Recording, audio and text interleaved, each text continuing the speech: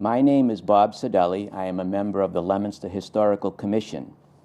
During this holiday season, Christmas is only a few days away, what better guest could we have than someone who has lived in the Flats neighborhood of Leominster for 53 years, and one of the most noteworthy of Leominster's citizens, Mr. Louis Charpentier.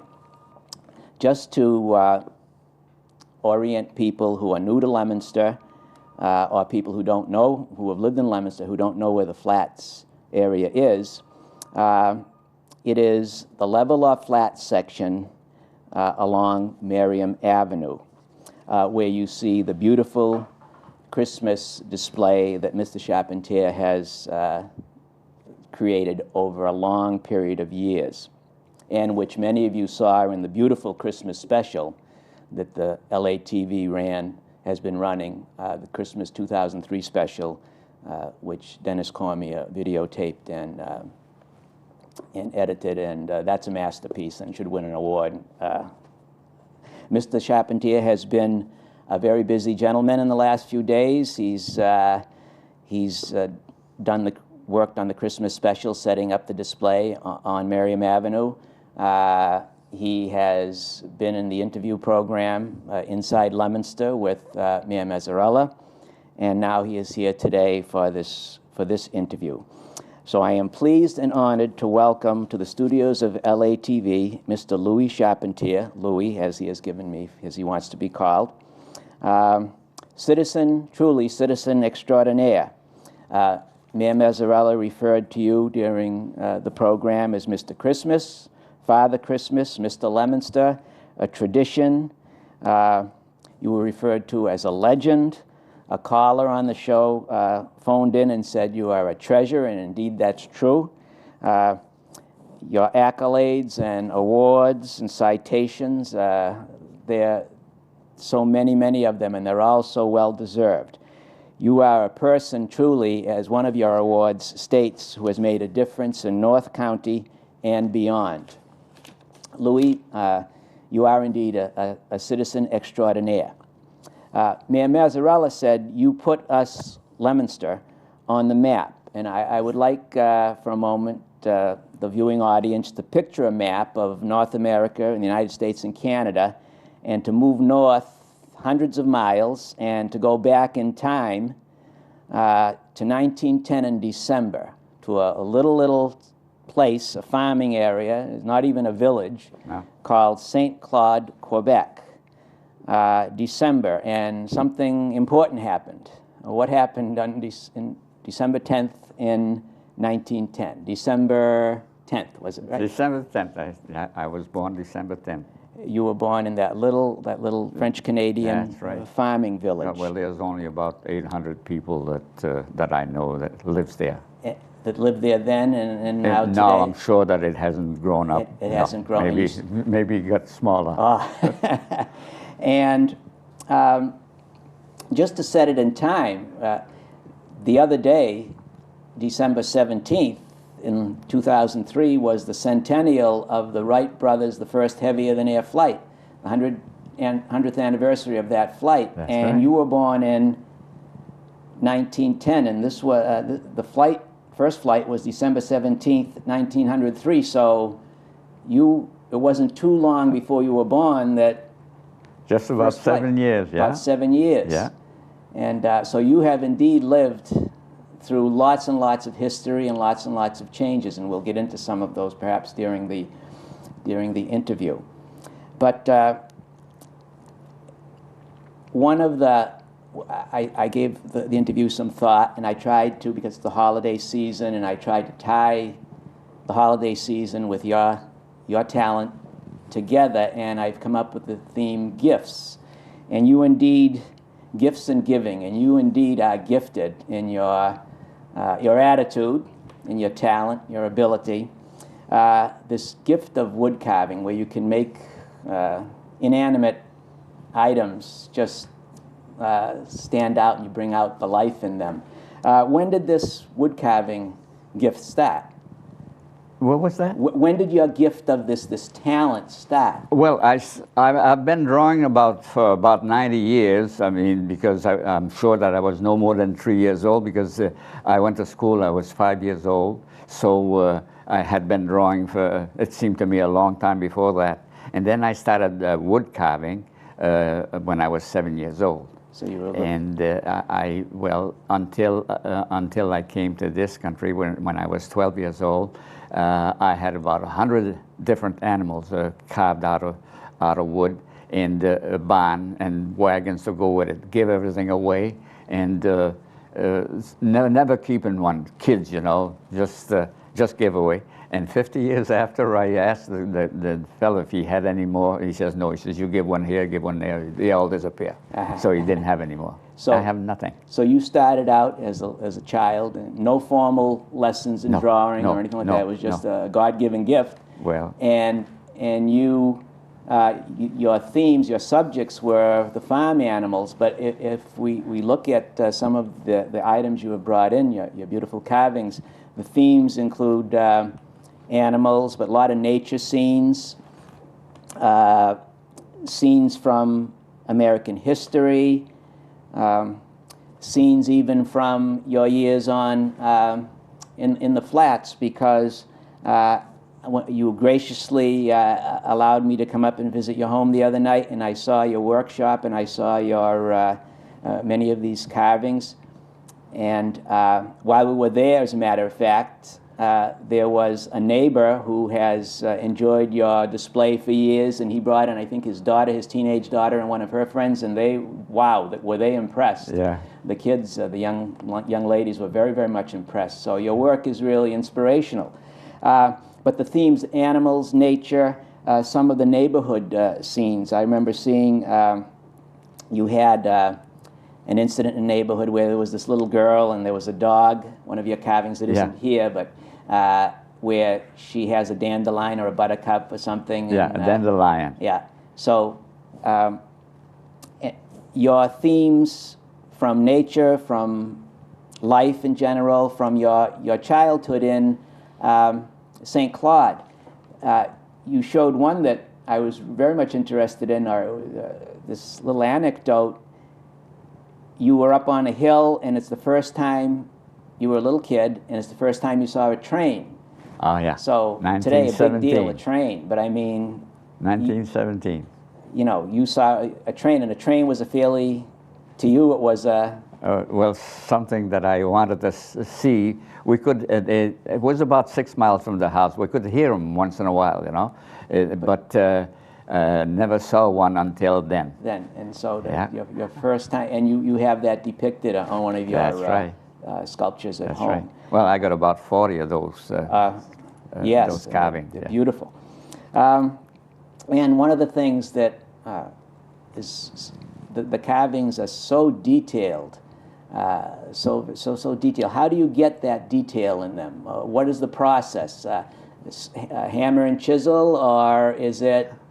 And I know the answer to this because you've explained it to me, but could you tell us something about how you create these works of art? About 70 years ago, we used to, I was working at New England Novelty, and we were engraving bracelets made out of Catalin. It was the Catalin was the plastic in between celluloid and the present plastic. And we used to engrave them. So I learned how to use a so-called frazing machine. And the best way I can explain what a frazing machine is, if you take a drill press, put it on the side, you have a chuck. You can put dentist drill, and you can put cutters up to 1 inch in diameter, and then bring the work to it. So that's why my carving, I never use softwood. I always use maple, oak, and such hardwood. And it's otherwise, I mean, if I didn't have that machine, I certainly couldn't do it with a knife, because it can be done with a soft wood, but not hard. And you can get the tremendous detail. Oh yeah, yeah. I never touched anything. You could put a block of hardwood in front of me in a frazing machine, and you'd end up with wood chips. So I mean, they'd be very detailed wood chips, but they'd be a pile of wood chips. So you are indeed blessed.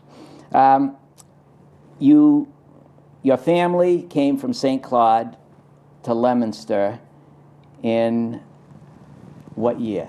In 1923. 1923. And you Yeah. were at that time how old? I was 12 years old. You were 12 years old. You were almost a Yeah, teenager. almost, because you see, I would have been 13 in December. So your family located, obviously not on the flats because you've been there only 53 years, which is a long time. But back then, where did your family locate? On Middle Street to start with, we stayed there about 8 months, and then we moved on 3rd Street. And then, we went from 3rd Street to 4th Street, and we lived there. So the French Hill neighborhood, which was so typical because French Canadian folks, immigrants coming in, and which is so typical of that You era. see, you come to a country where they only speak English. I mean, most of them, and it's pretty tough to learn. You know, it takes a while before you learn because in Canada, I don't think I had heard English more than 2 or 3 times in my life out there. So over here, well, it takes a couple of years before you can speak English You well learned enough. very well, I assure you. I wish I could speak French at all, as well as you speak English. Now, when you came to Leominster, it wasn't, I don't think, it wasn't even a city then. I think it was still a town, and it had only a population of 12,000 people, yeah.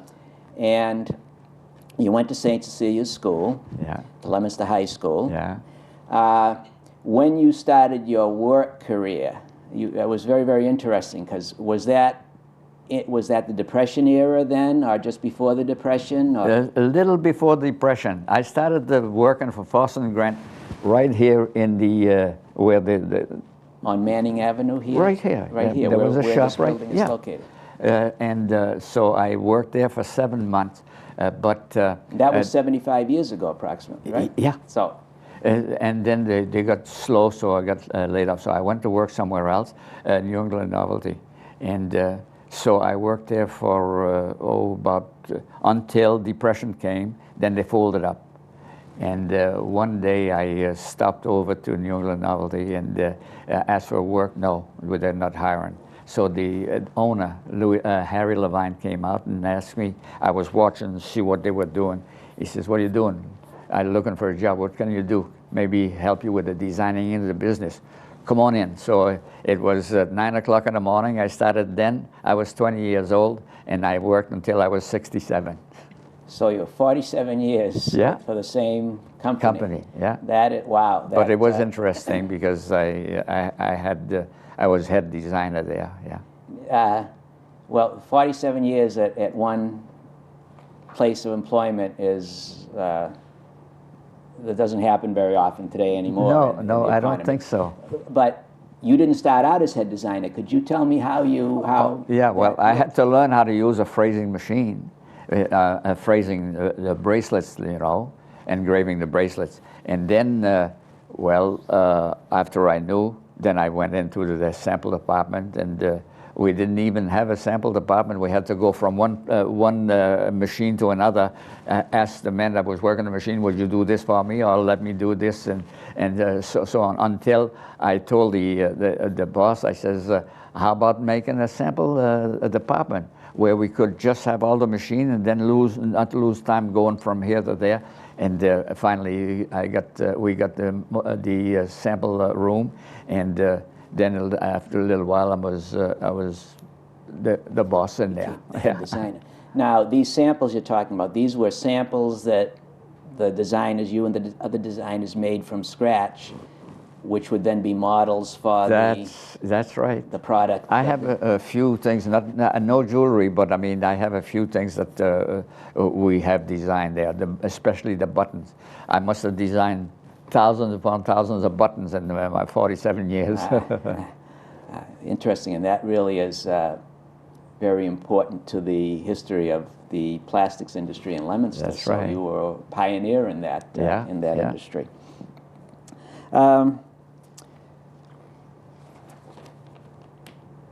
You, as one of your many achievements, had the honor of, I've never been, Louis, I've never been invited to the Smithsonian to demonstrate anything, and I never will be. So that you can bet on that. You were invited to the Smithsonian Institution, the Smithsonian Institute, to 1988. 1988. Yeah. Could you please tell us about why you were invited? Yeah. And we know why, but Yeah. and about that must have been a great experience. Well, what they do is take a state and get the artists and then bring them to the Smithsonian, and then the painting or carving or all kinds of things. We were just about 100 people from Massachusetts that were working there. And while I was there, I made this 3 wolves chasing the 5 deer. This one over and here. that's what I mean. I had brought my phrasing machine with me, and then I had cut out everything to ready to engrave, to carve. And then, well, when I left there, it was like this here, where I had in the 2 weeks. Besides conducting some classes, showing the kids how to do styrofoam carving, and then, well, a few TV and radio session. Yeah. So, Wow. but That is indeed beautiful. And you were there in Washington for a 2-week period. 2 weeks, yeah. Yeah. That certainly is a We're over the cultural 4th of achievement. July and saw the fireworks there too. A great experience. Yeah.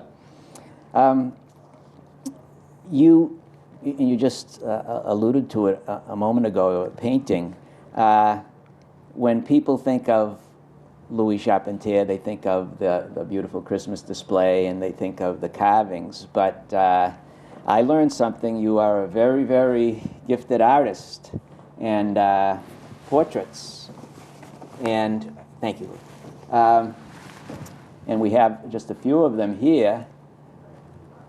But Mayor Mazzarella had mentioned how during the interview, I remember one of the persons, he asked you the question, I think, who was someone who interested you the most, someone who was very inspirational to you, and you mentioned FDR. That's right. And this is FDR. That's right. What a beautiful reproduction. And when you work, you work, now I know that you didn't go to and sit with FDR, you work from photographs. That's right. So yeah. on the back of this is the photo. Yeah, I take it from there, yeah. Okay. And General Eisenhower Yeah. became president, Ike, Yeah. and Jackie Kennedy Onassis. These are just a few of them. You certainly catch their essence. And I used to go to school to teach the kids how to do styrofoam carving. I bring this here, show them, and I would tell them, "This is my grandfather." Oh boy, he looks like Einstein. That's something. And this is you and your beautiful wife. That's right.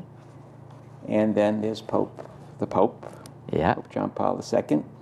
And I won't take it out now, but it's in there. You have many drawings. You have Mayor Mazzarella's picture, which is one of the portraits That's of right. the mayor. Now, those portraits in the City Hall, many of them were done by one of your proteges. Yeah, Zygmunt Albright. Yeah. Who yeah. was a great portrait. Oh, he was very good. I mean, when Monty was there, I didn't have to sit down and do any drawing. I mean, he would do the drawing instead of me. And then when he passed away, you then did the other mayors. Now, which of the mayors, the more recent mayors, have you done this? No, that's the only mayor that I have just done. Mayor Mazzarella. Yeah. Okay, very, very good. See, I thought there were maybe a couple of No, others.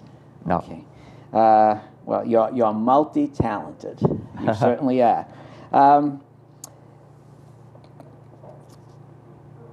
Louis, you had said in the Inside Leominster interview that I viewed it, and there was a quote, and you said, "I'd rather give than to receive," and that positive, beautiful attitude that's been your life.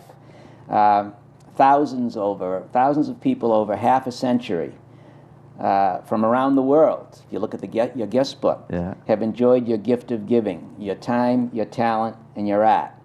right. You've given your teaching ability. You've taught children. You still do some instructional classes. You visited the schools. You do some instruction on carving at the National Plastics Museum. That beautiful special that LATV produced, Dennis and the folks the Christmas special, where it was really Jack. The other day when I was looking at it, Jack Sally mentioned during part of it, it's beautiful, and he walked by and he said, "I hope you have your box of Kleenex because it was so beautiful." Your family setting things up, and then the scenes in the evening, and Dennis got the snow, and the people visiting, and the little kids, and the manger scene, and this beautiful violin solo rendition of Silent Night, which, by the way, in the interview, Mr. Albert, Victor Albert, very talented musician, but you took up the violin for a short time, and you sold your violin. And your not the performing arts, but your gift is in the visual arts, the carving, the sculpting, in the portraiture. But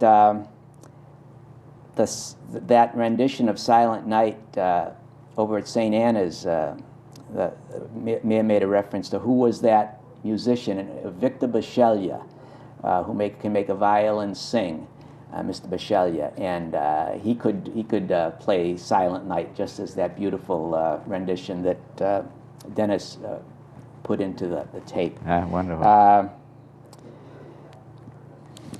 Your masterpiece, before we get into our demonstration, I consider it your masterpiece. You have the Lord Jesus Christ, the crucified Christ, suspended over the altar at St. Cecilia's. Beautiful, beautiful, beautiful. So inspirational. I think every time anybody looks at that image, I think Louis is remembered in those prayers too. Okay? I'm sure. That I consider your masterpiece. And again, it's that whole idea of the giving that comes from you. Yeah. Would you consider that maybe your greatest work? I really think so, yes. I mean, I've seen a lot of crucifix in Europe and everything, and, well, I would say mine is almost as good as theirs. I would say as good. And that one, not the phrasing machine, that one, you showed me the saw you used. A hand saw. The hand saw and a hammer and a chisel. So that was sculpted. That's all I use, that was sculpted. It's a tree that I cut down from the brothers Notre Dame. They had asked me to make a crucifix for them and to match their chapel, which was white oak. So they gave me some boards and I put them together and gave them a crucifix, about so big. And then when I told them, I says, "Now here's your crucifix. You have done this for me. I did this for you. You do something for me. Could you give me, let me cut a tree from your athletic field so I can carve a life-size crucifix?" So they says, "Take whatever you want." So I found a 26-inch red oak, and I was hoping it was about 7 feet without a branch, and I was hoping it would be as good inside as the outside. And so it was a beautiful piece of wood, and I brought it home and let it dry for about a year, but oiling it every week so as to make sure that it wouldn't crack, because if it started cracking, I don't know if I would have started. But anyway, when it was all done, I told Monsignor Gravel, I says, "I have a crucifix that I have made for St. Cecilia's. Would you come over and see it?" Well, he says, "I already saw it because it was on TV." So, but he came over, and it's there since. Yeah, it's really 42 years about. It's beautiful, beautiful masterpiece. Louis, why don't we take a look at some of the carvings you've brought in, and maybe you can also, I know we want you, and you have consented to give us a little demonstration. Sure. So maybe we can talk about some of these. Well, this one here, the first time I went to a midnight mass, there is the churchway about a mile from here, and then near the river there's my godfather's house, my grandmother, and then an uncle. And then the neighbors had asked me, so here I am there, sitting there and going to the mass. So this is a scene, you got the idea from your childhood. That's right, that's right, yeah. And this one? This one here is the Midnight Rider, Paul Revere. When they were here for the 250th anniversary,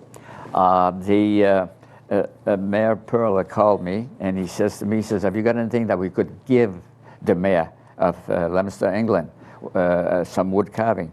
Well, he says, I says, yeah, I got a few things, so I told him about this here, and he says, well, this is perfect. So then he asked me how much. I says, $475. So there was a little hesitation back at the plant. So I says to my wife, I said, we give it to them as a gift. So I went and presented it to him in the afternoon.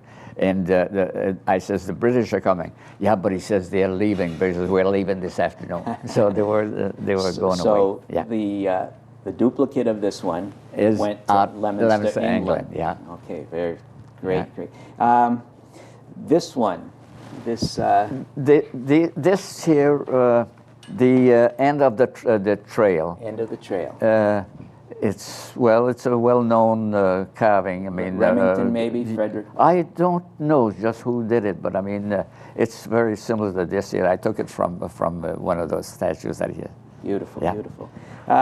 This is the Smithsonian piece. Yeah. Now this one is an interesting little story. This is from your childhood, and I see a bear, but I see the bear is on a chain, and there's a man with his hand up telling the people to stay back, and I see a little dog, and is Louis in here? Hanging on to my mother's dress skirt right there. Right there. That's right, hang on. Right there, there you are. I was 2.5 years old. And my mother says to me, how can you remember? You were 2.5 years old. Well, I says, I remember like if it was yesterday. It was a beautiful Sunday, and my dad came home from church. He says there was a bear doing some tricks in front of the church. So all of a sudden he's in front of our house, so we all go and look at it. And this shows the man telling my dad to send our little dog away because the dog was heading towards the bear. And the bear's name was Rosalie. Ah. So a trained bear. Yeah. It's Rosalie, the trained bear, 1913. Yeah. That's when that... I was 2.5 years old. I'm going to turn this one around if it's all right. This one shows a bear and some salmon in a stream. You see that so often on TV, huh? I mean, the bear catching the fish, you know? In the wildlife... I was having a haircut, and then I saw that into a magazine. I asked the guy, can I have this? He said, sure. So I just go ahead and made that, yeah. So you're always on the lookout for new ideas. Yeah. And you get them. Right now I'm making a bull, which is a cowboy that's just jumping off of it. So I'm halfway done with it. I mean, it's not finished yet. Now this is this Oriental, this dragon. Yeah. Now this is so different from, the subject matter is so different from your other work. What's this? What is this? Well, this here, there was a gentleman from Providence that came over because they would come and ask me a question about plastic, you know, and then sometimes I made models for him and everything. And he wanted one of those dragons and for his daughter for Christmas. So he gave me a little picture about an inch long. So I says, I went to the library. I got the head of one, the body of another, the tail of another, the hands, and so on and so forth. And so I made it, and then well, everybody seemed to like it, so I made one for myself also. Of course, beautiful. Wow, and the intricacy and the detail is... The ball is made out of a rod of, it's turned on, I turned the ball. On the phrasing, that was on the phrasing machine? Yeah. And then, now it's this one out of styrofoam. I'm going to bring this... every year, at Christmas time, the City Hall in Boston sense for artists to get pictures of something like this here. So I send this over, and then they return it to me with a purple Citation. ribbon, and then some kind of a citation here. Most creative medium is presented to Louis Charpentier, 26th day of September 2003. Yeah. William Francis Galvin, Secretary of the Commonwealth. And then it says here, the saying on there, I got, please, Mr. Snowman, put on your hat or you catch a cold. And you do put a caption or a label on your work. Yeah. That's beautiful. Louis, yeah. Let's see. You create all these beautiful pieces. Let's see how you go about it. Could you give us a demonstration, please? Yes, certainly. We'll. And we. You can bring this over here if you'd like. Okay, Kevin. Thank you.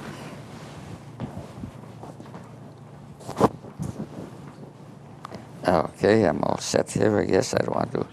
All right.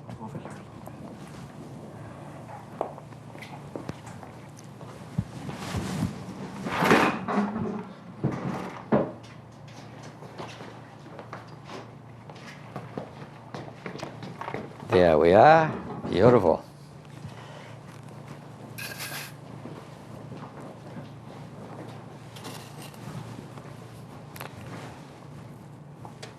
Okay. First of all, a drawing is made. I'm going to carve a little duck, and a drawing is made. Then I go into the bandsaw and cut it out, and then just mark it a little so as to see what we're doing, and then I just mark the other side, and little wing. So now the top of the head.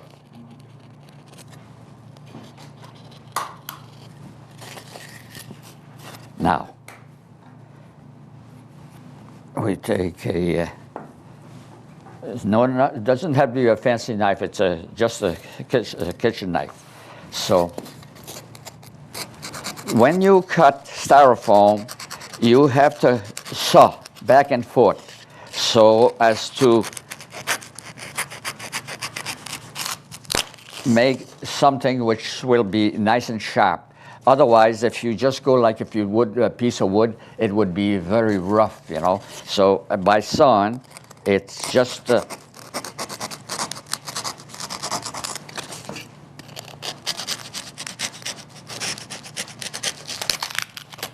there it is, the head is started. Now, the top of the head of a duck is always narrower than the rest of the. Now, you always leave a little more material than you think you will use, and just cut it down afterwards. Now, I'll round this over, and round this over, and then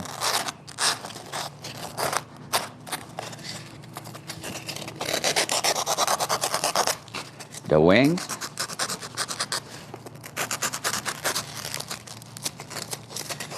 The little wing sticks out, and then do the same thing here.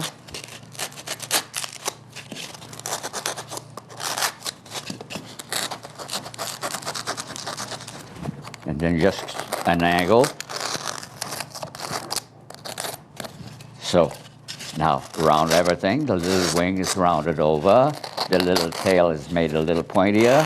And round this over here, and round this over here. And also just now the other side.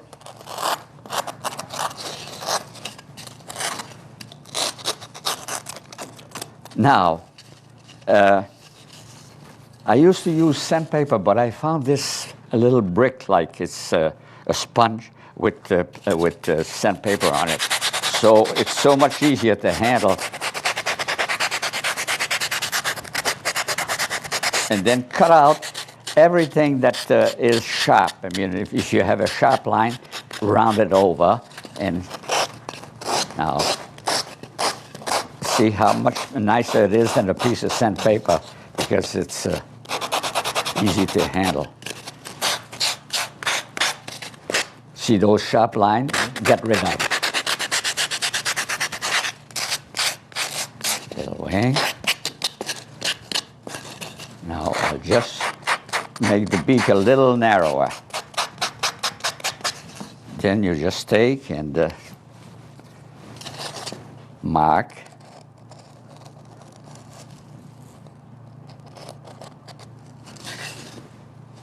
And then we just take and do the same thing on the other side. And just mark his little cheek and give him a little beak. Then little wings.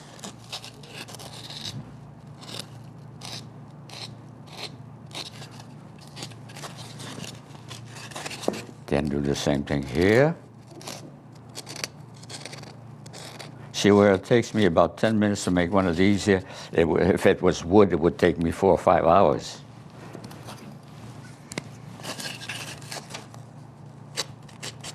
Now we'll just kind of give him a little orange beak. Yeah. There used to be a farm here in Leominster where there was hundreds and hundreds of ducks, white ducks, and it was so beautiful with all their nice yellow or orange beak. So now all I got to do is to put an eye. Well, I'll give him a blue eye instead of black eye, but it'll be all right. So, and then we'll give him a little so he can breathe. Now we just take and set it onto a piece of this material is different than this here. This is a regular styrene, but well, 75 years ago, no, 25 years, no, 52 years ago, when there was no styrofoam before then, a sheet a foot wide, 3 feet long, 2 inches thick would cost me 75 cents. Now it's costing me $2. So instead of for my decoration up the house, I use insulation for the houses. So it works quite well, and it's now if we want. See, we can shape this by hand. I mean, if you want. Now we'll just take and sandpaper a little here, and then we put a little water, and then my name.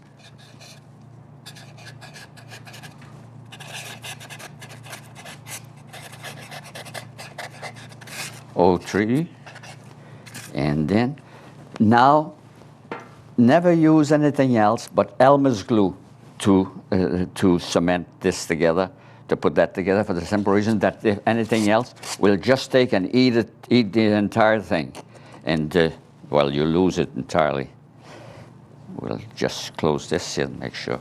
Now, then 53 years ago, there was, at least I don't think there was any this Elmer's glue, and I made the first thing that I made to decorate my yard was the manger, and the kneeling down figures were about so big, and not having any glue, I used toothpicks put together, you know, in order to have a three-dimensional thing. I had toothpicks. And then when the glue came out, then I took everything apart, and so here you are. Thank you, Louis. Thank you. That's yours. Thank you. That is so nice of you. Louis, I to conclude our program, I want to thank you. Here again, another example of you always giving, and your life has been one of giving. I want to thank you for giving your time today to the viewers of Leominster and to the LATV to share with us your art. And it's been wonderful. It's been an honor and a pleasure. And I also want to thank you are truly a Leominster citizen extraordinaire. Well, and, thank you. And I want to thank Carl Pimarini, Jack Sully, Kevin Moran for their giving of their time and talent to present this program to the viewing audience of Leominster. So again, Louis, thank you, and Merry Christmas to you. I want to wish you a Merry Christmas, and to everybody a Merry Christmas and a Happy New Year. New Year. Sure. All right. Thanks, Louis. You're welcome.